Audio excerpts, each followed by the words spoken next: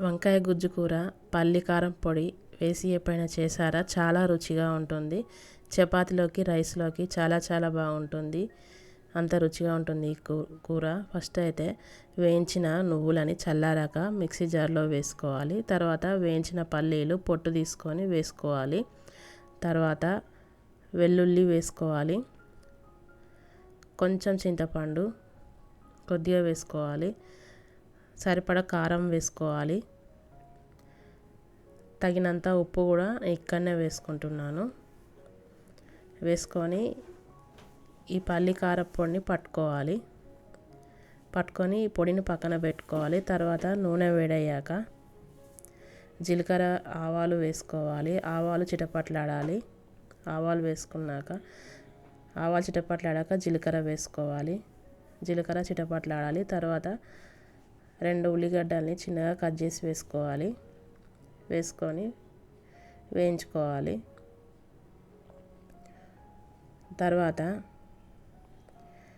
జీలకర్ర మెంతి పొడి వేసుకోవాలి. వేయించిన జీలకర్ర మెంతి వేయించుకొని గ్రైండ్ చేసి వేసుకోవాలి. జీలకర్ర మెంతి పొడి వేసుకొని కలుపుకోవాలి. ఇది వేసుకోవడం వల్ల స్మెల్ చాలా బాగుంటుంది కర్రీ. తర్వాత పసుపు వేసుకోవాలి. సరిపడా పసుపు వేసుకొని కలుపుకొని నల్ల వంకాయలు 1/2 కిలో తీసుకున్నాను నేను. కట్ చేసి ఉప్పు నీళ్ళల్లో వేసుకోవాలి. నల్లబడకుండా ఉంటాయి. ఈ కట్ చేసిన వంకాయల్ని పోపులో వేసుకోవాలి. పోపులో వేసుకొని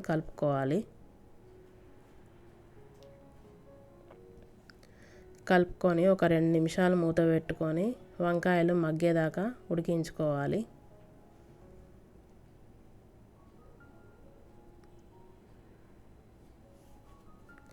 తర్వాత వంకాయలు కొంచెం 2 నిమిషాల తర్వాత మగ్గాక ఇందాక పట్టి పెట్టుకున్న పల్లి కారం పొడి వేసుకొని కలుపుకోవాలి. అంతా కలిసేట్టుగా కలుపుకోవాలి. ఈ పొడి వేయడం వల్ల చాలా బాగుంటుంది. ఇట్లా ఒకసారి ట్రై చేస్తే కూర చాలా రుచిగా ఉంటుంది. కొంచెం లైట్గా నీళ్లు వేసుకుంటున్నాను ఈ పొడి మంచిగా కలవడానికి. కొద్దిగా వేసుకొని కలుపుకొని మూత పెట్టుకొని మరొక 5 నిమిషాలు కూరని ఉడికించాలి. స్టవ్ చిన్నగా పెట్టుకోవాలి. మొత్తం ఈ పొడి వేసాక 5 నిమిషాలు ఉడికించుకున్నాక కొత్తిమీర వేసుకోవాలి. చిన్నగా కట్ చేసుకున్న కొత్తిమీర వేసుకొని